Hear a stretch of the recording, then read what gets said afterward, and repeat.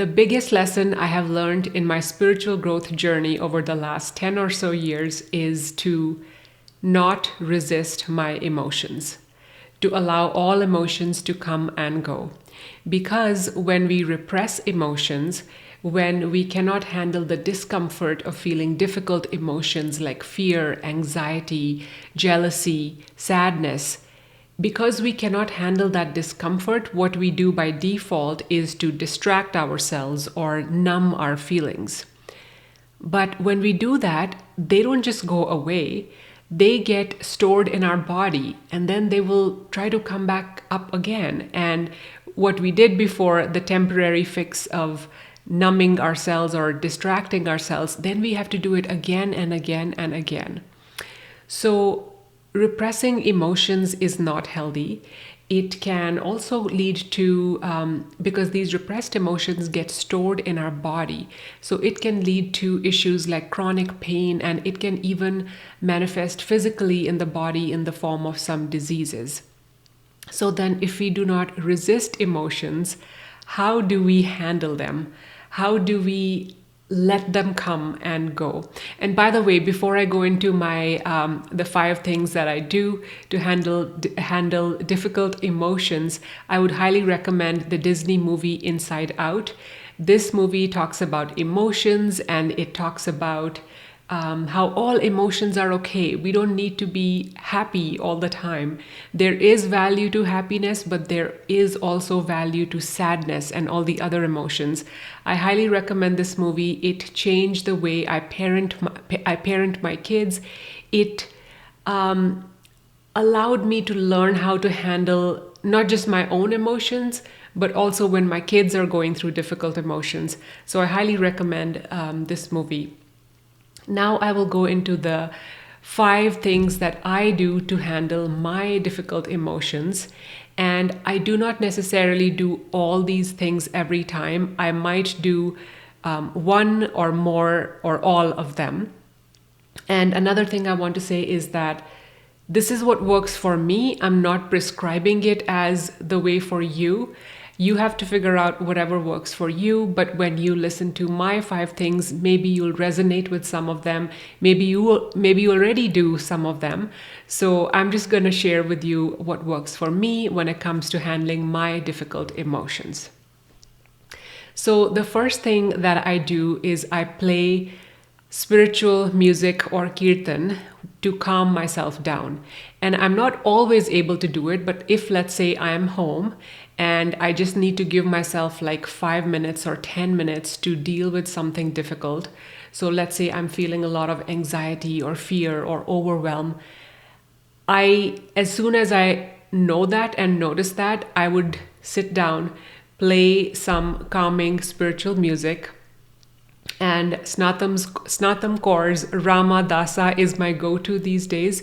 It instantly slows down my breath and helps me calm down. And what I do while listening to it would be I close my eyes and I try to breathe, take breaths in tune with the music, which takes me to my second point, my second thing that I do, which is taking deep breaths. So the music naturally slows down my breathing, but then I also intentionally try to take deep, long, slow breaths. And initially, if I cannot do that, that's fine. Even just observing my breath when it is fast and shallow breath, even observing that is great to start with. But eventually, with time, it's going to slow down naturally by intention and by the calming vibrations of the music. So number 1 is music. Number 2 is deep breaths. Number 3 is putting my hand on my heart. And the reason I do this is, for me, I have observed by noticing over and over that when I feel these difficult emotions, I started the practicing of noticing my body sensations. Where am I feeling this emotion in my body? And for me, it is right here in my heart. Actually, it's on the right side of my chest. So it's not where the heart is, the organ heart is located. But I've heard that this is where the spiritual heart is located. So I don't know much about that, but I've just heard that. But that's deviating from the topic. So wherever you feel the sensation as some disturbing emotion is happening within you. Some people, they feel it in their gut. Sometimes if I experience a lot of stress, I also feel it in my head. But most of the time, what I feel is right here in the right side of my chest. I will feel one or all of the following: tightness, heaviness, pain, and burning. So depending upon the intensity of emotion, I could feel all of them, or I feel one of them, or two of them. You get the idea. So what I do is, by putting my hand on my heart where I'm feeling that heaviness, tightness, burning, pain, I put all my attention there. I try to feel that sensation, and putting my hand on my heart helps me to really put all my focus on that point. And what I'm essentially doing by doing this is what Michael Singer calls relax and release. So I feel the sensation, and again, it could be a different area of the body for you. So I put my attention on that sensation, and then I try to relax around it. I may not be able to relax that specific area, but I can try to relax around it. And deep breaths help. So all these things work with each other, and the music helps too.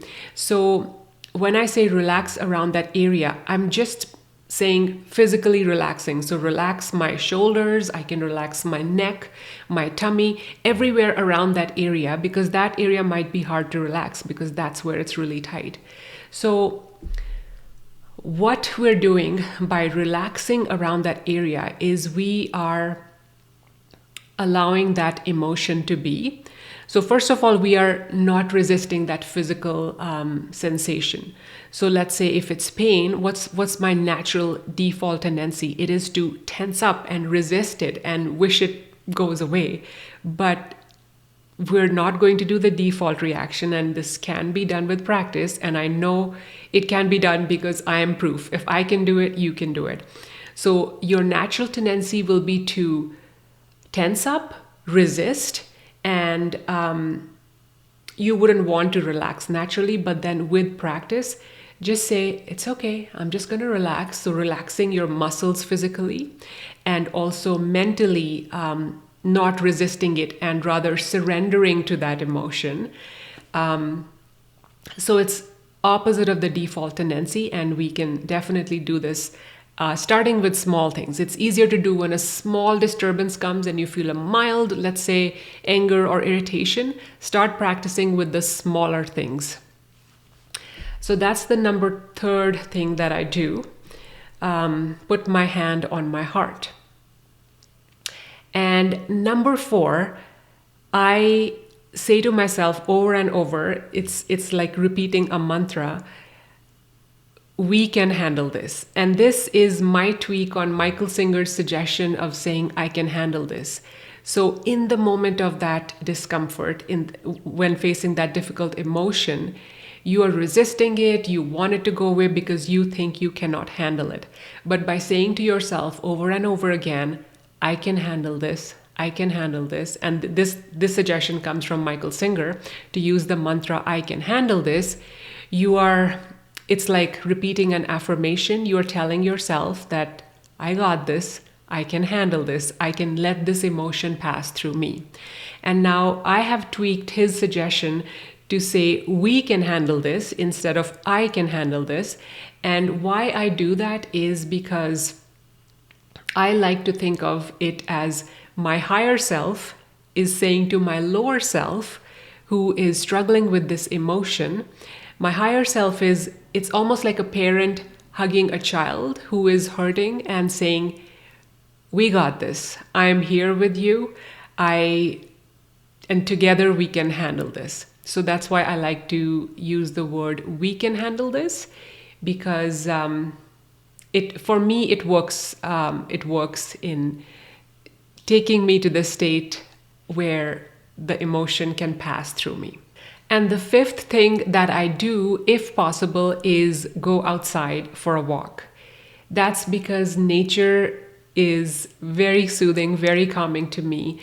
When I go out, I immediately feel that after, let's say, a 30-minute walk, if my mood is 3 on a scale of 10, I'll come back with at least a 5 or a 6, right?